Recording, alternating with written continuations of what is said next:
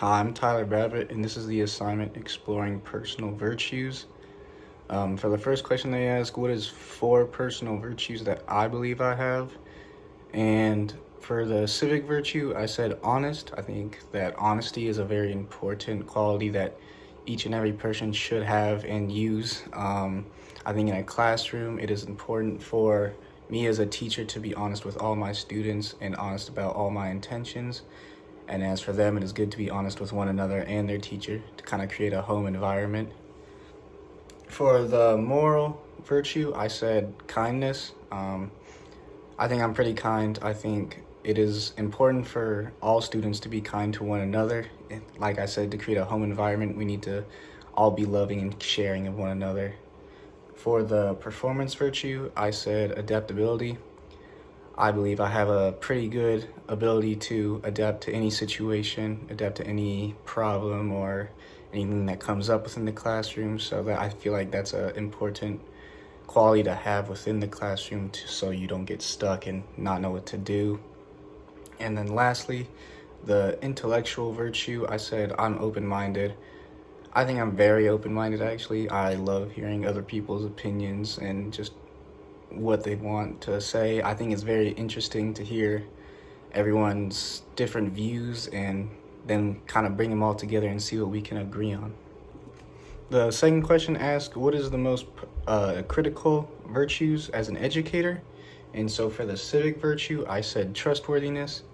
Kind of going along with the honesty, having trustworthiness is a very good quality to have along within the classroom. It is very important that the students trust me to do my job and make sure that everything is good within the classroom. And it's important for me to trust them to do their work and, have a good time within the classroom, but not mess around. For my moral virtue, I said kindness once again. I just truly believe that kindness can really help a classroom out. If we were all one together in the classroom and we're all being nice, having a good time, then it's a better way to learn and it's a better environment to just be in. For the performance virtue, I said integrity. Integrity is a big one in the classroom, I feel like, as an educator, because the whole time you can't be looking at every student, making sure everyone's okay.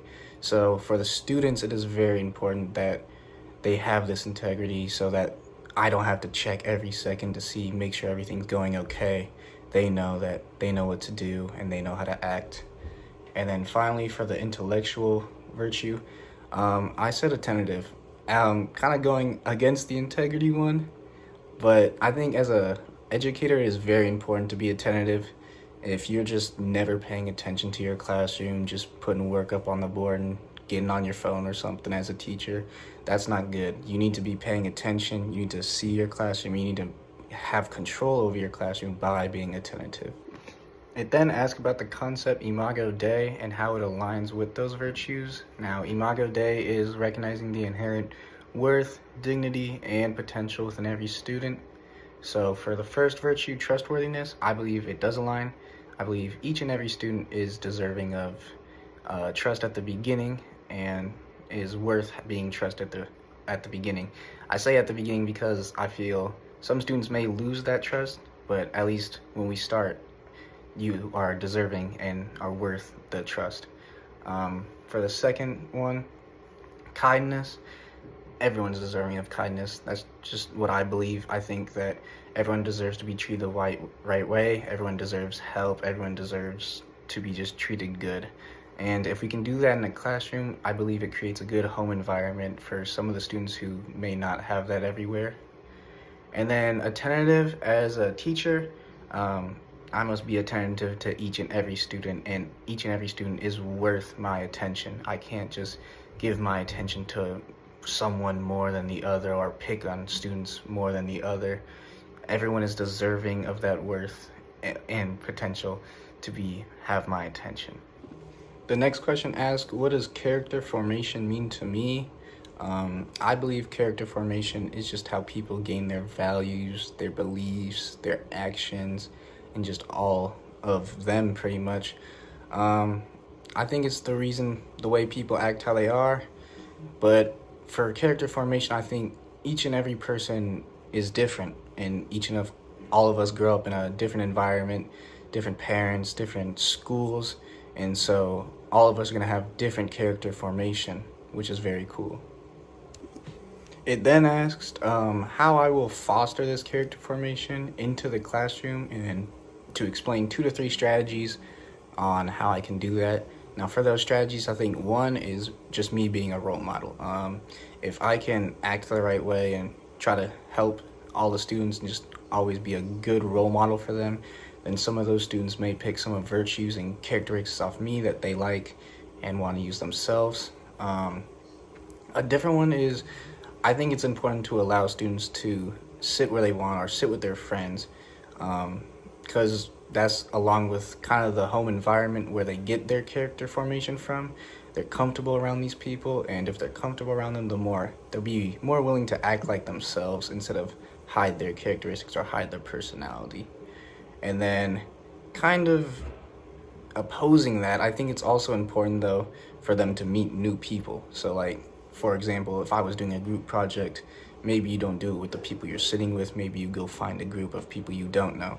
And then by meeting those new people, you can find new virtues or new characteristics maybe you like from them, and maybe the kids learn from one another. It then asks, what are some ways that I can further my character development as an educator?